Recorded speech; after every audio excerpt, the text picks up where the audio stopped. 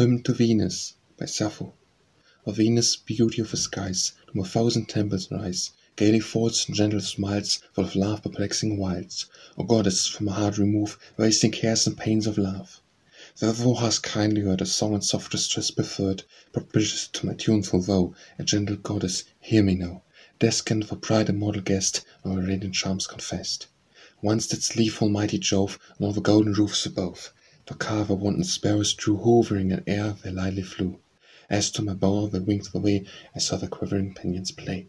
The birds dismissed, while you remain, or back the empty car again, and you, with looks divinely mild, and ever heavenly feature smiled, asked for new complaints I made, while I called you to my aid. What frenzy in my bosom raged, what cure to be assuaged, what gentle youth I would allure, whom in my artful toils secure. Why does that tender heart subdue? Tell me, my Sappho, tell me who? For now he shuns the longing arms, he soon shall call for slighted charms. And now the offering seat despise, he soon to we shall sacrifice. For now he freezes, he soon shall burn, and be a victim in his turn. Jestful visitant once more, thy needful presence I implore, and pity come and ease my grief, bring my distempered soul relief. Fever suppliants, hidden fires, give me all my heart desires.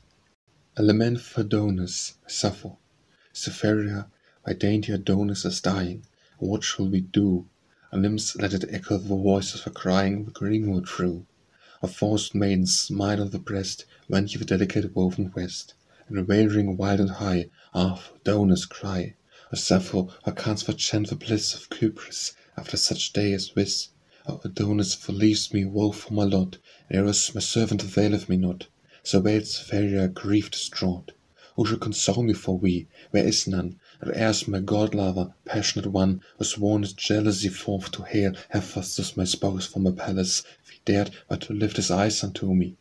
Not he can console me, Adonis, for we, wailful Adonis, wail. Although they are, by Sappho. Although they are only breath, words which I command are mortal. And their feet move, by Sappho. And their feet move rhythmically, as tender feet of Cretan girls danced once around an alpha of love, crushing a circle of soft, smooth, flowering grass. Awed by her splendor, by Sappho.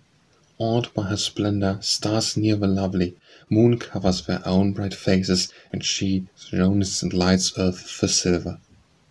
Before they were mothers, by Sappho. Before they were mothers, little Niobe had been the most devoted of friends. Blame Aphrodite, by Sappho. It's no use, mother dear, I can't finish my weaving, you may blame Aphrodite, soft as she is, she's almost killed me with love of that boy. Cyprian, in my dream, by Sappho. Cyprian, in my dream, folds of the purple kerchief shadowed your cheeks, one, Timus one time sent a timid gift all the way from her. Evening, by Sappho. Children astray to their mothers, and goats to the herd. Sheep to the shepherd, but wild the wings of the bird. All things but morning is scattered in fingers of gold, all things for bringers till evening at last to the fold. Grace, by Sappho. What country maiden charms the heart, however fair, however sweet, who has not learned by gracious art to draw a dress around her feet? He is more than a hero, by Sappho. He is more than a hero, he is a god in my eyes. The man who is allowed to sit beside you, he who listens intimately to the sweet murmur of your voice, the instinct, love that makes my own heart beat fast. For me, who suddenly I can speak, my tongue is broken, a fine flame runs under my skin. Seeing nothing, hearing only my own ears drumming, a drip of sweat, trembling shakes my body, turned paler than dry grass. At such times death isn't far from me. Hymn to Aphrodite, by Sappho. Throne and splendor, immortal Aphrodite, child of Zeus and Enchantress, I implore thee, slay me not in this distress and anguish, lady of beauty. I ever comes once before thou comest, and from afar thou heardst the voice lamenting, heardst and camest, leaving the glorious father's palace golden, yoking the chariot. There the doves that bore thee, swift to the darksome earth, their course directing, waving their thick wings from the highest heaven down through the ether. Quickly they came, when thou, O blessed goddess, odd and smiling wrath, the face immortal, bade me tell thee the cause of all my suffering, why now I called thee. Out from my maddened heart and most was longing, whom for Christ does wish what sweet persuasion to win over and lead me to thy love, my Sappho. Who is it wrongs we? Although now he flies, he soon shall follow, soon shall be given gifts, who now rejects them. Even though now he laughed not, soon shall he laugh, even though thou wouldst not. Come then now, dear goddess, and release me from my anguish, or my heart's desiring grant for now, and now to again as aforetime be thou my ally. I have no complaint, my Sappho. I have no complaint. Prosperity that the golden Muses gave me was no delusion. Dead, I won't be forgotten. I took my lyre, by Sappho. I took my lyre and said, come now, my heavenly tortoise shell, become a speaking instrument. In adoration, by Sappho. Blessed as the immortal gods as he, the youth whose eyes may look on me, whose ears that hand sweet melody may still devour. For smiles too, sweet smile, whose charm has struck myself with wild alarm, and when I see thee bids disarm each vital power. Speechless I gaze, the flame of wind runs swifter on my quivering skin. My eyeballs swim with dizzy din, my brain reels around. And cold drops fall, in tremblings frail, sees ever limp and grassy paler grow, and then together fail both sight and sound. In the spring twilight, by Sappho. In the spring twilight the full moon is shining, girls take their places around an altar. It is the Muses, by Sappho. It is the Muses who have caused me to be honored. They taught me their craft. Jealousy, by Sappho. He must feel blinded with the spirit of the god to sit opposite you and listen, reply to your talk, your laughter, your touching, breath-held silences. And what I feel sitting here and watching you so stops my heart and binds my tongue that I can't think what I might say to reach for all around you there. It's as if someone with a flint and stone had sparked a fire that kindled flesh along my arms and smothered me in its smoke-blind rush. Paler than summer grass, it seems I'm already dead, or a little short of dying. Like the gods, by Sappho. My eyes he matches the gods. That man who sits there facing you, any man, whatever, listening from close by to the sweetness of your voice as you talk, the sweetness of your laughter. Yes, that, I swear it, sets the heart to shaking inside my breast, and so once I look at you for a moment, I can't speak any longer. My tongue breaks down, and all at once a subtle fire races inside my skin. My eyes can't see a thing, and a whirling whistle frowns in my hearing. Cold sweat covers me, and a trembling takes a hold of me all over. And greener than the grasses, and appear to myself to be a little short of dying. It all must be endured, since even a poor. Like a sweet apple, by Sappho. Like a sweet apple that reddens at end of a bow, for end of a bow, left by the gatherer swaying, forgotten so woe. Nay, not forgotten, ungotten, ungathered till now. Like the very gods in my sight is he, by Sappho.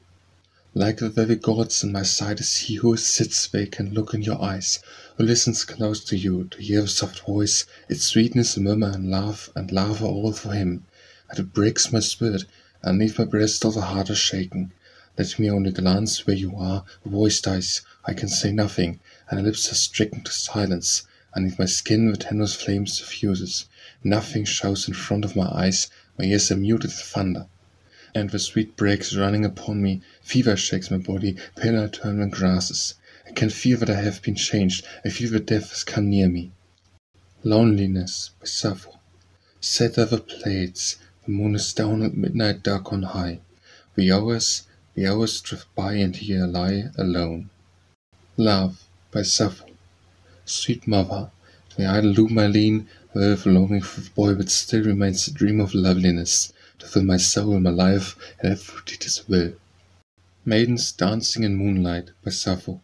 Then, as a broad moon rose on high, the maidens stood the alpha nigh, and some graceful measure the well-loved spot danced round, with lightsome footsteps treading the soft and grassy ground. Moonlight, by Sappho. The stars around the fair moon fade against the night. Gazing full she fills the glade and spreads the seas with silvery light. Mother, I cannot mind my wheel, by Sappho. Mother, I cannot mind my wheel. My fingers ache, my lips are dry. Oh, if you felt the pain I feel, and oh, ever felt as I. My garden, by Sappho. I have a garden of dreams. In the cool breeze the whispering sways softly the apple sprays, and from leaves that shimmer and quiver down on mine eyelids streams the slumber river. Ode to a Loved One, by Sappho. Lest as we mortal gods are see, we youth who fondly sits by we, nears and sees we all the while, softly speaks and sweetly smile. 'Twas this deprived myself of rest and raised such tumults in my breast, for while I gazed in transport tossed, my breath was gone, my voice was lost. Bosom glowed, the subtle flame ran quick through all my vital frame, my dim eyes the darkness hung, my ears with hollow murmurs rung. And dewy damps my limbs were chilled, and blood with gentle horrors thrilled. A feeble pulse forgot to play, I fainted, sunk, and died away. Of course I love you, Sappho. Of course I love you, as you love me, merry young woman. I couldn't stand it to live with a young man, I being older. On what is best, Sappho? Some celebrate the beauty of knights or infantry, or billowing flotillas at battle on the sea. Warfare has its glory, but a place far above his military splendors, one thing worthy you love. For proof of his contention examine history. You all remember Helen, who left her family, her child and royal husband, to take a stranger's hand. A beauty had no equal, at both were love's command. As love is the power that none can disobey, so too my thoughts must follow my darling far away. A sparkle of the laughter would give me greater joy of the bronze-clad heroes. One girl, Sappho, like a sweet apple which rents upon the topmost bough, atop on the topmost twig, it should pluck us forgot somehow, forget it and I had got it not, for none could get it till now. Like a wild hyacinth flower, which on the hills is found, at the passing feet of the shepherds feathered tea and wound, till the purple blossom is trodden in the ground. Orchard song, Sappho. Cool murmur of water through apple wood, draws without number, while orchard fills, whilst the leaves lend their music to slumber. Sleep, darling, by Sappho. Sleep, darling, I have a small daughter called Glace, who's like a golden flower, when they call Croesus king and with love thrown in. For don't ask me what to wear, I have no embroidered headband from Sardis to give you, Glace, such as I wore, I am a mother, always sad when the day a purple ribbon looped in her hair was vowed to be high style indeed, but you were a dark girl whose hair is yellow with a torchlight should wear no headdress but fresh flowers. Song of a Rose, by Sappho. For Zeus chose as the king of the flowers in his mirth, he would call to the rose and would royally crown it. The rose, ho, the rose is the grace of the earth, it's the light of the plants that are growing upon it. For the rose, ho, the rose is the eye of the flowers, it's the blush of the meadows that feel themselves fair.